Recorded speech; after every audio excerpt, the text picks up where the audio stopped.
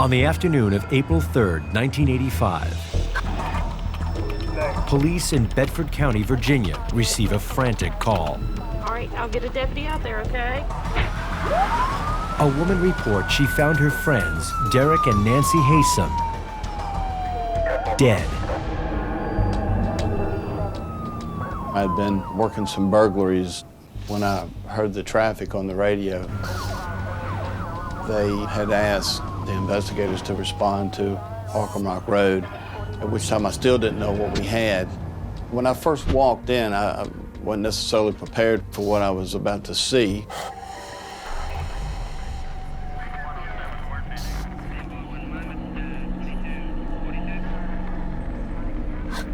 Mr. 𝐻𝐻𝐸 was laying on his back inside the front door. It was a large amount of dried blood surrounded his body, had a lot of damage to his throat. Walked into the kitchen, and Nancy was laying in the floor there in a pool of blood. I don't know how to explain it. It was just devastating to go in and see something like that. At that point, of course, your mind starts just going in circles, you know, what in the world could have happened here. This crime scene was shocking.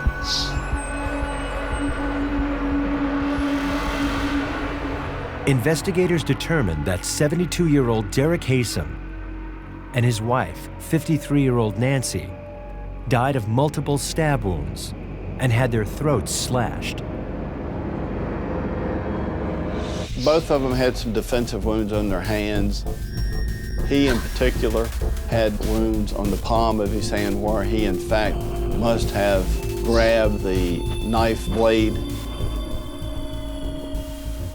From the texture and color of the blood, the victims appear to have been dead for several days.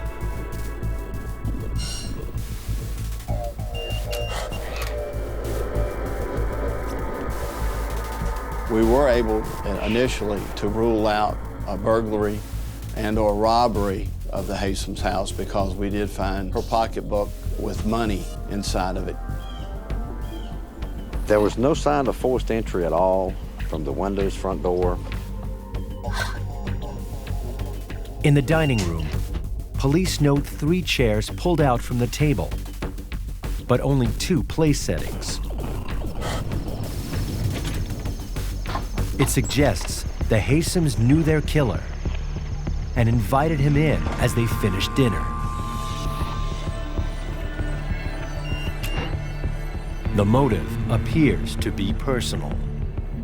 To me, it was just overkill. Just a tremendous amount of hatred that the person must have felt towards these 2 people. It was so horrific, it looked like the inside of a slaughterhouse. Investigators find that the killer tried to destroy evidence. They just smeared the blood around and wiped around the bodies to try and hide the footprints. But they overlooked a few. We had a bloody footprint. Someone had a sock on, had their shoes off. Both victims wear shoes, so the footprint must be the killer's. That was photographed multiple times.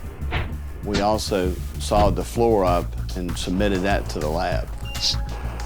Police also find blood on the screen door handle and in the upstairs bathroom. It's a different blood type than the victim's, suggesting the killer likely cut himself. Investigators attempt to locate the murder weapon. It was obvious it was a knife. We didn't know what type knife. We walked all the way to Route 501, looking the side ditches for any weapons or anything that may have been thrown out of the suspect vehicle. We didn't find anything.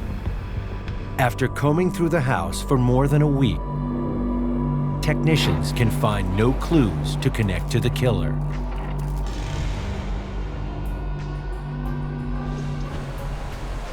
Investigators interview neighbors, hoping for a lead or a motive. No one had seen anything or heard anything So that didn't help us. Investigators learned that Derek and Nancy were a well-liked, friendly couple. Derek and Nancy 𝐻𝐈 were two very sophisticated, world-traveled people. They had been around the world quite a bit. They met in South Africa, and they later lived in Rhodesia. Each had been married previously and had 5 children between them when they met in 1957. They married in 1960 and had another daughter, Elizabeth, in 1964. Derek's work in the steel industry took his family all over the world. Derek and Nancy eventually retired in Bedford County, Virginia in 1981, when Elizabeth was 16 years old. Now 20, Elizabeth attends the University of Virginia in nearby Charlottesville. On April 7th, she and the rest of the 𝐻𝐈's children attend their parents' memorial service.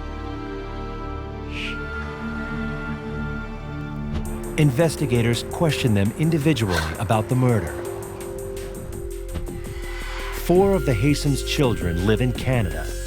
Howard, Nancy 𝐻𝐈's son from a previous marriage, lives in Texas and is the most cooperative with authorities. Howard tells investigators that his parents were kind people, and he cannot think of anyone who would want to do them harm.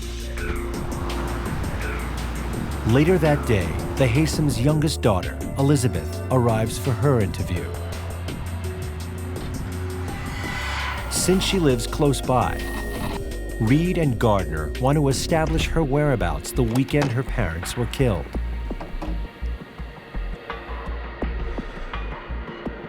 She told us then that she and her boyfriend had rented a car in Charlottesville and had driven to Washington, D.C. that weekend, and then returned back to Charlottesville on Sunday afternoon. She also tells police that the last time she saw her parents was a week before the murders, and everything seemed fine. She told us that she loved her parents very much and that they had always tried to do the best for her, which included sending her to the best schools around the world and to make sure that she got a proper education. Investigators ask Elizabeth if she knows anyone that may have been angry with her parents. Elizabeth stated that her brother Julian's fiance was a possible suspect.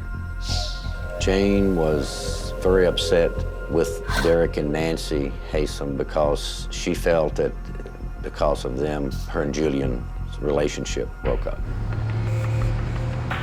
Jane lives in Lynchburg, only a few miles from the victims. Investigators bring her in for questioning.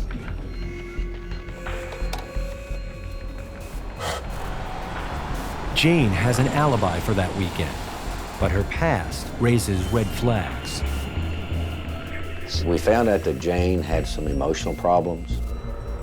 Supposedly she had gotten involved with a particular cult group in Richmond. She had supposedly been committed at one time. Investigators take crime scene photos to the Richmond Police Department's cult unit for their input. And they got to looking at the pictures and noticed some things and brought it to our attention, such as Derek had a V cut in his chin. The 2 bodies were laying on the floor with their head facing in a northerly direction. The wiping up of the blood, the way it was wiped around the body and the contour of the body, according to them, was a possible cult. Then we started saying, okay, maybe they're right. Maybe it is a cult killing. If the 𝐻𝐈 murders are the work of a ritualistic cult, there is no telling who could be next. Police in Bedford County, Virginia, fear a satanic cult might be behind the double homicide of Nancy and Derek 𝐻𝐈. If the murders are a ritualistic killing, then everyone is in danger. The community was very concerned about the cult activity. Every time they left their house or if they was out in the yard, they locked their doors. They were terrified.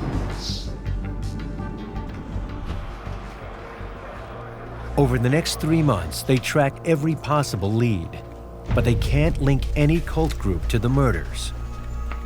Investigators re-interview their key suspect, Jane. I had several conversations with her. She was the type person that would babble on for a while, and you'd get a little irritated. Even though she had emotional problems, she had some smarts about her. You just had to take time to listen to her.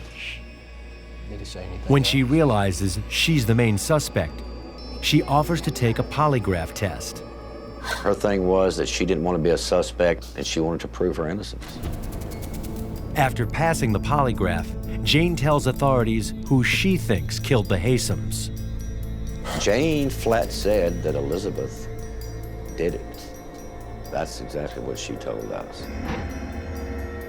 She felt like Elizabeth was a very evil person. Jane says 𝙩𝙪𝙧𝙧 didn't like Elizabeth's new boyfriend.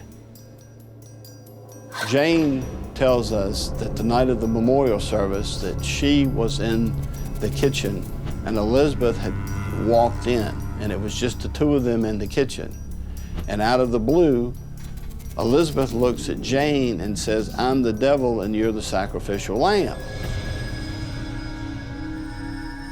So basically saying, you know, I did it, but you're going to pay for it. Investigators follow up on Jane's claims. They call 𝙗𝙗𝙧 in Houston and ask him about Elizabeth. Howard states that since the memorial service, he has become increasingly convinced she was somehow involved.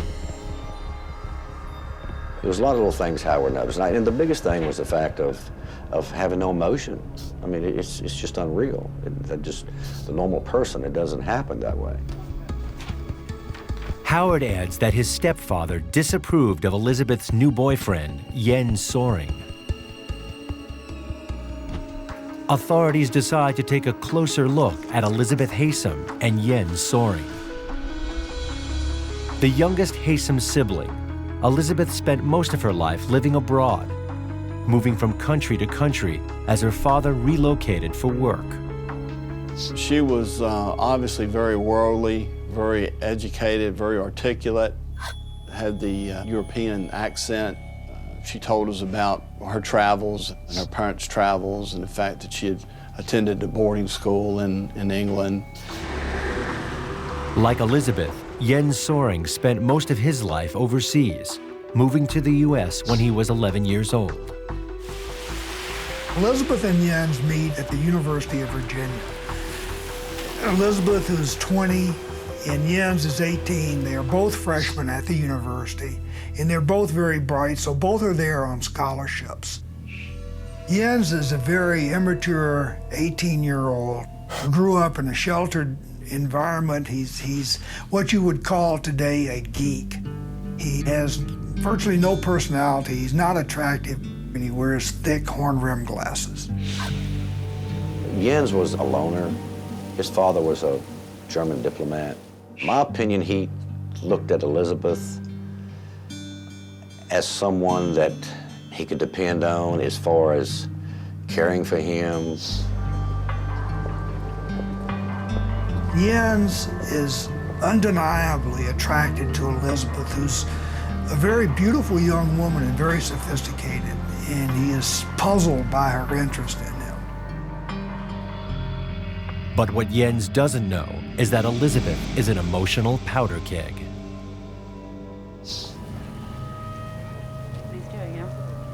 Elizabeth was suffering from borderline personality disorder.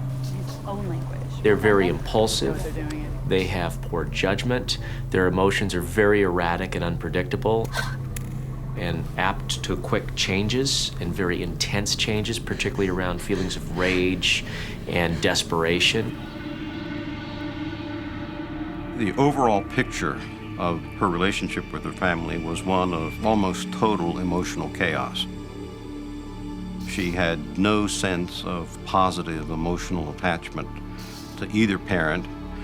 Her basic recollections of her parents were giving her orders, telling her what to do, and basically just exerting almost total control. A person with borderline personality disorder often tries to seize control in other ways. They may engage in self-destructive or self-defeating behavior, whether that's gambling or drinking or using drugs, or sometimes suicide attempts that may be manipulative, or they may actually cut on themselves in order to relieve the feeling of tension that's internal to them.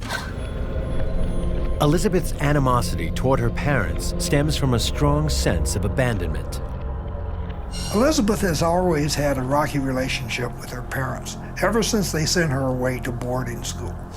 Eventually, this relationship grew more strained because she felt that her parents really didn't care about her. They just wanted to get rid of her. I think by the time Elizabeth got to college, she was extremely resentful and extremely angry toward her parents. Elizabeth refuses to let her parents rule her life. Elizabeth Haysom is very intelligent, very determined, very strong-willed, and she's going to get what she wants no matter what it takes to get it. She does that by exploiting others. The borderline personality disordered individual, almost without fail, develops great capacity to be manipulative. And in 𝐖𝐢𝐜𝐤𝐞𝐝 𝐀𝐭𝐭𝐫𝐚, Elizabeth finds her puppet. Elizabeth sees something in 𝐖𝐢𝐜𝐤𝐿 that tells her, this is the guy who can get me what I need. 𝐖𝐢𝐜𝐤𝐿 is not experienced sexually. He's probably never even kissed a girl.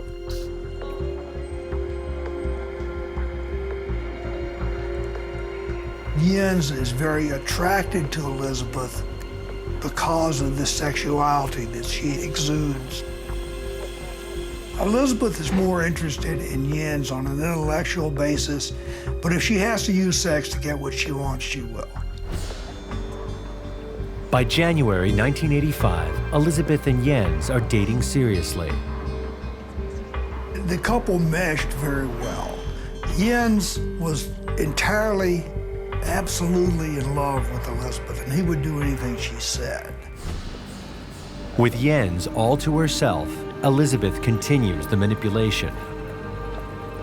Now inseparable, when they go home for the holidays, they write to each other constantly. In her letters, Elizabeth tells 𝐖𝐢𝐿 about the abuse she suffers at the hands of her parents and how much she hates them. 𝐖𝐢𝐿 learns to hate them too. 𝐖𝐢𝐿 is guided by sex.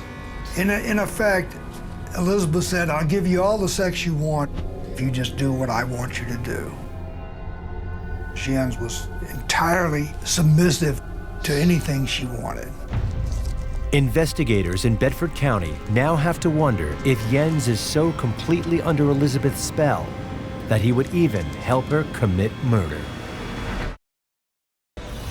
Authorities in Bedford County, Virginia now suspect Elizabeth Haysom and her boyfriend, 𝐖𝐢𝐿 are responsible for the murder of Elizabeth's parents.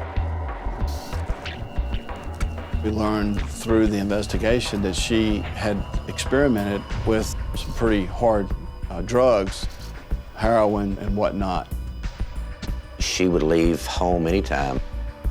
One time she left and took off to Germany, and the family didn't know where she was at, and Mr. and Ms. Haysom finally got Interpol involved and brought her back home. Further investigation reveals that Elizabeth has not been entirely truthful with authorities. To tell you the truth. Elizabeth was telling us that she had a great family life with her parents, great relationship.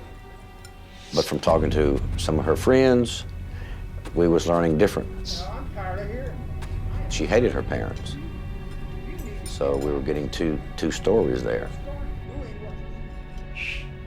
On the surface, Elizabeth seems very suspicious. But investigators have no idea what lies beneath. Violent thoughts are common among borderline personality disordered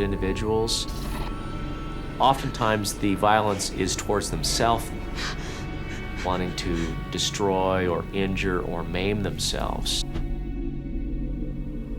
It would be almost inevitable that she would develop some form of mental dysfunction and turn her anger and her frustration to other individuals.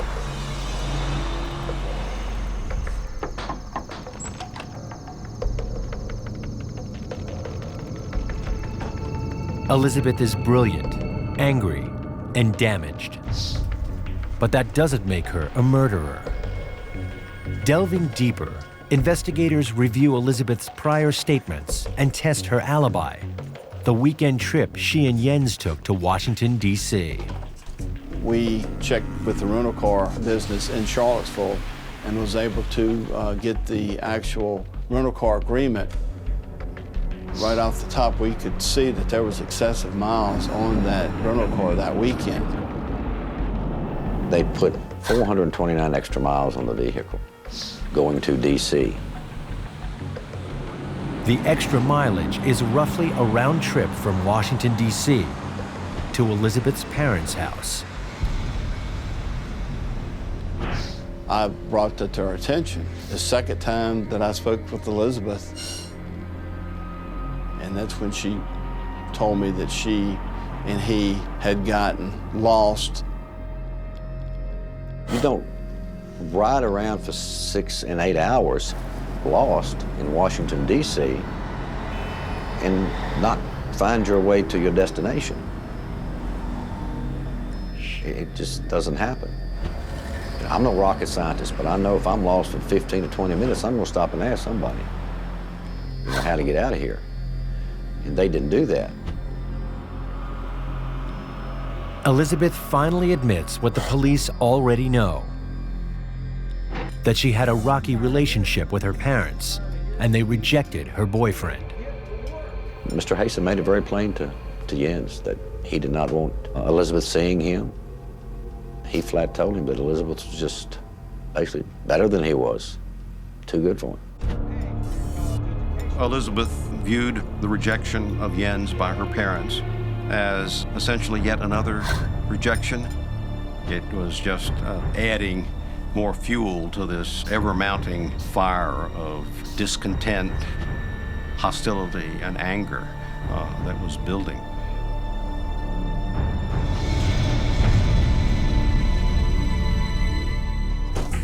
A father's disapproval of his daughter's boyfriend hardly seems motive for murder.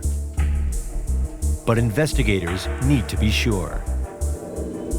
I had asked her if she would give us her fingerprints, her blood, and anatomical footprints so that we could eliminate her as a suspect in her parents' death, which she gave freely.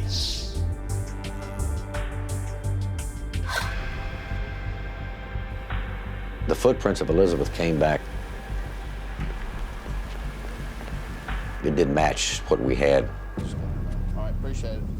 It eliminated her. It didn't put her in the house at the time of the homicides.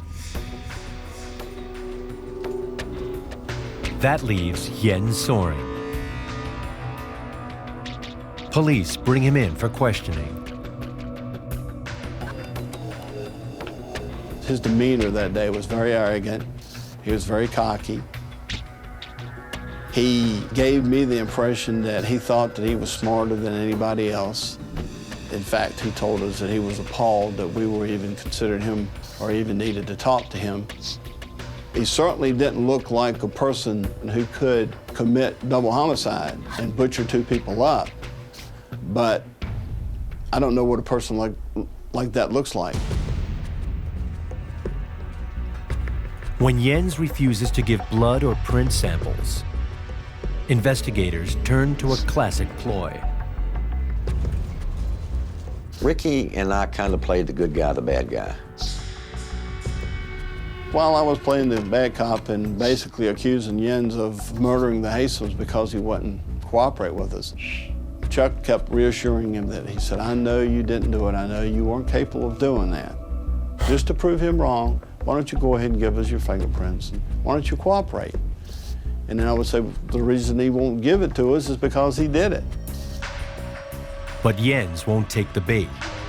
He calmly corroborates Elizabeth's story about getting lost traveling to Washington, D.C. I said, well, you know, in my mind, I'm 99% sure that you're not guilty of this, but that 1% is still there. And if you will submit to the footprints and the fingerprints and the blood, then you can clear up that 1% for me and prove 100% that you're not guilty. Jens agrees to think about it.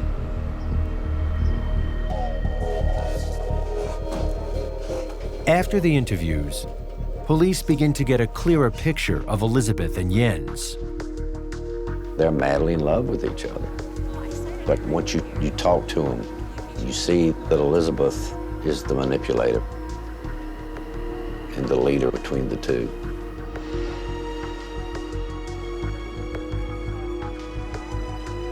Then on the following Wednesday, I got a call from Jens. And Jens told me that he had thought about it and he had consented it, and he would meet with me the following week.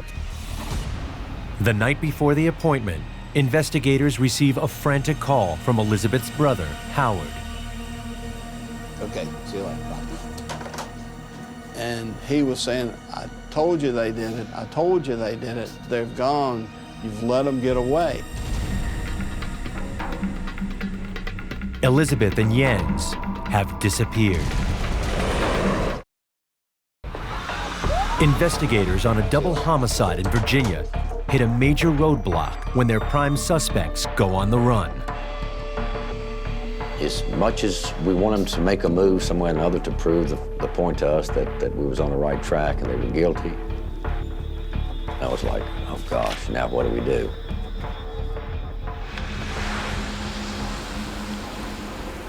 They search the apartment for any clues to their whereabouts. When Jens and Elizabeth disappeared, they did so completely. Their family did not know where they were. The police didn't know where they were, and they just disappeared. Investigators suspect they fled to Europe, since they had both previously lived there. So we had contacted some of the airports, and about 3 days later, we received word that his car had been found at the airport in Newark, New Jersey. The pair left no clues in the car and no money in their bank accounts. The evidence against them is only circumstantial, so Interpol can't issue an international manhunt. But Virginia authorities urge them to be on the lookout. Just have to bide our time and hope for the best and wait till something happens. We know they left for a reason, and we know they're guilty. But police know their fugitives have extensive experience traveling the world and are fluent in many languages. They could be anywhere. Elizabeth and Jens first go to London, but they don't stay there long.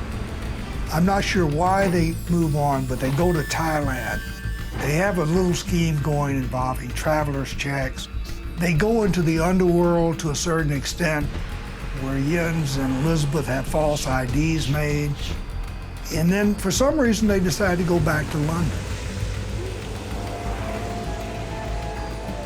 The pair research the English banking system, and with fake Canadian IDs, they open a bank account. Jens and Elizabeth move to Canterbury, England, where they blend in as Canadian exchange students. They devise a scheme to get more money. Elizabeth and Jens decide to target a very prominent upscale department store chain in London. And the way they operate this is they go into a store and they buy a number of high-value items and pay for it with a check that turns out to be hot. Before the check can bounce, they take those items and go to another branch of the same store and return them for cash.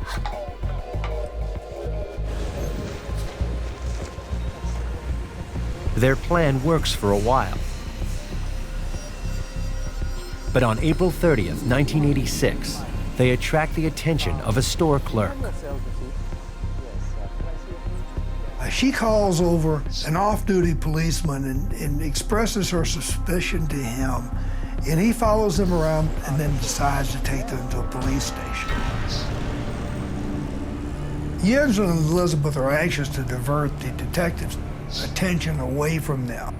In using their false names, they create this false persona that Elizabeth is there to write a book, and Jens is going to enroll as a student at the university in Bath.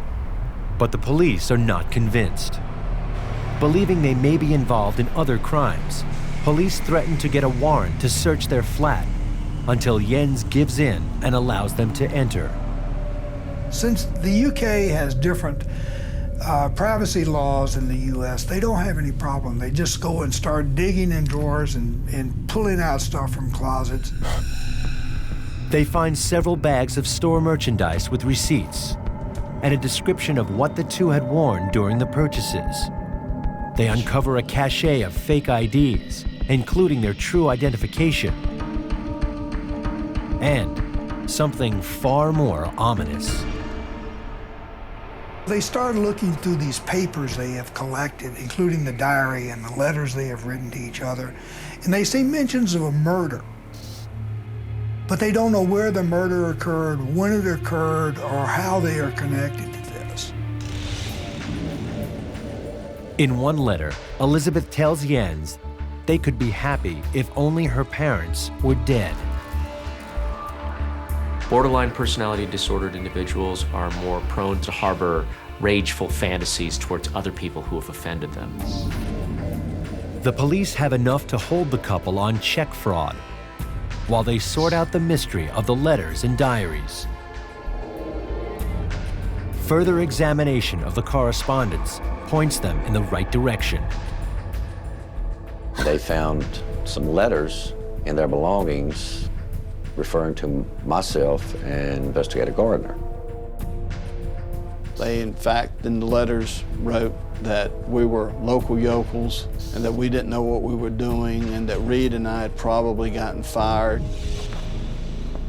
On May 30th, 7 months after Jens and Elizabeth fled the country, investigators in Virginia get a surprising call from a British detective who says they have Jens and Elizabeth in custody. Okay. And he said, were her parents murdered? And I said, yes, they were. And he says, I think we have the murderers locked up in our jail, and you may need to talk to them. I thought somebody was playing a real bad joke on me at first. I've got this person calling me on the phone who I have no idea who it is, and they're telling me this, and I don't know whether to cry or scream or what. After receiving word that fugitives Elizabeth Haysom and Jens Soring are in a British jail, authorities from Virginia immediately fly to England.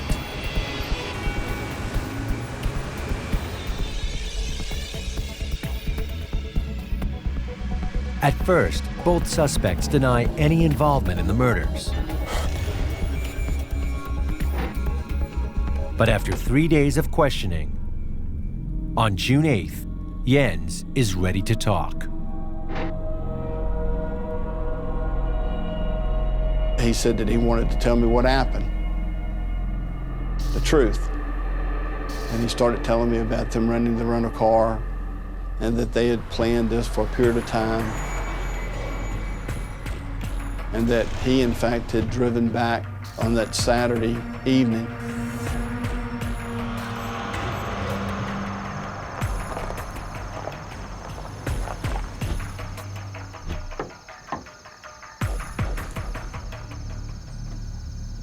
He says he wanted to try to convince Mr. and Mrs. Haysom to accept him in Elizabeth's life. But if they turned him down, then he was going to have to do what he had to do.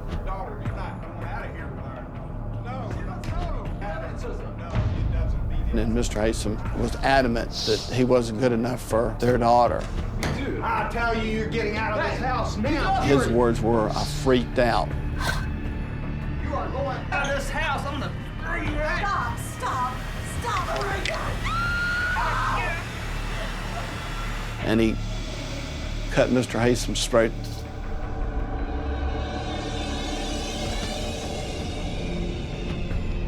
As 𝐤𝐤𝐷 gives further details about the murders, authorities interview Elizabeth. She says she knew nothing of the murders until afterwards. But the diary and the letters suggest otherwise. When partners in a criminal pairing are caught and they're no longer subject to the spell of each other and the shared reality that they might have, they will often turn on each other. On December 30th, 1986, investigators charge Elizabeth with being an accessory before the fact. And 𝐤𝐤𝐷 is charged with 2 counts of capital murder. His conviction could mean the death penalty. Once 𝐤𝐤𝐷 realizes that he could be executed, he's not so anxious to get back to the States. The British are not so anxious to release him either, because they've outlawed the death penalty in the UK and in most of Europe. So 𝐤𝐤𝐷 takes his case to the World Court, and he fights quite a battle. As part of his defense, a court-appointed psychologist examines Elizabeth and 𝐤𝐤𝐷. The evaluation done on Ms. Haysom indicated that she was, quote, a pathological liar. And it goes hand in hand with the manipulativeness.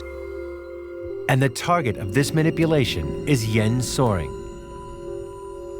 caught in a folie à deux, meaning a madness shared by two. A folie à deux is a delusional system that we usually see in 2 or more individuals who are in close physical proximity. So what happens is the person with the delusions becomes contagious to the person who is not delusional. It's a disease where 2 people develop a particular way of doing things or seeing things that is unique to them. I'm not convinced that this is a Folie à deux case. The simple explanation is that he was a naive young man, and that because of his lack of confidence and his neediness, that she took advantage of that and manipulated him into doing things that he otherwise might not. 𝐤𝐤𝐷, inexperienced, infatuated, was ill-equipped to protect himself from Elizabeth. People might wonder why a person as bright as 𝐤𝐤𝐷 would not have the judgment to get himself out of a situation or be able to see the kind of situation he's getting himself into with Ms. Haysom. Intellectual intelligence and emotional and social intelligence are separate issues. Ms. Haysom's ease of manipulation of 𝐤𝐤𝐷 begs the question, how can this happen?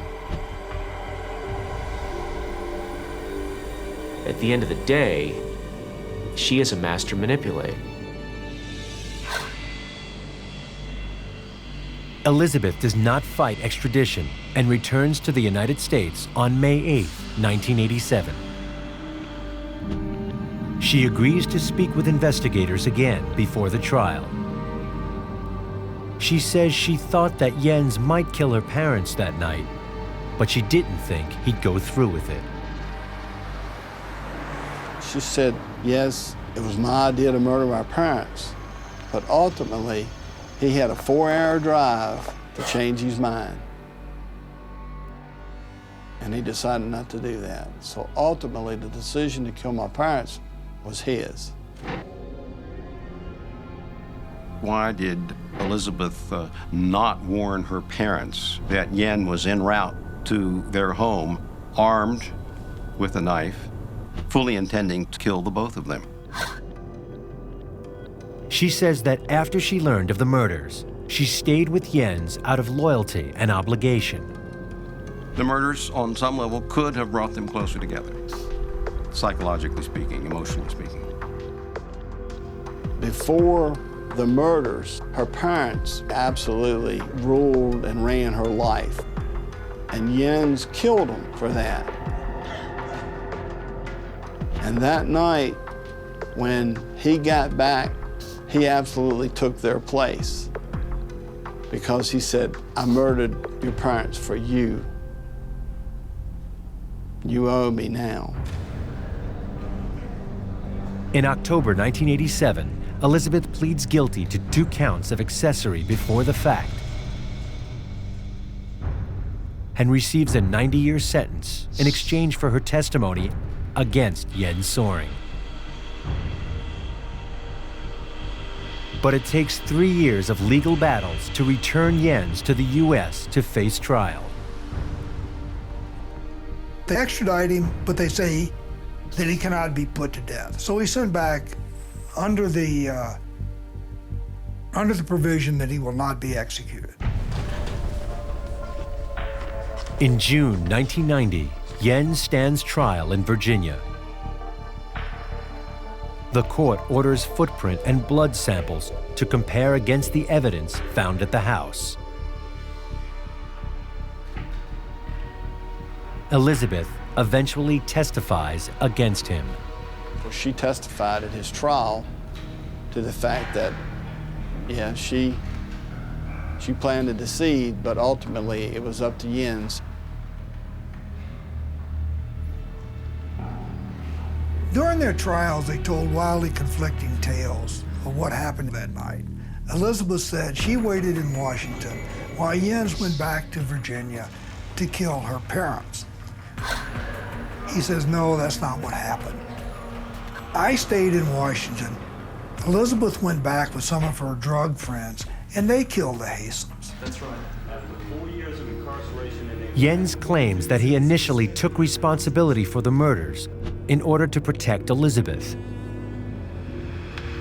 But forensic testing shows it was Jens' blood type in the house, his bloody sock print on the floor. On June 21st, 1990, Jens Soering is found guilty on 2 counts of first-degree murder. He is sentenced to life in prison. Elizabeth said 𝐤𝐜𝐤𝐿 committed the murders. When 𝐤𝐜𝐤𝐿 goes to trial, he says Elizabeth committed the murders. And we'll probably never know for sure exactly what happened that night.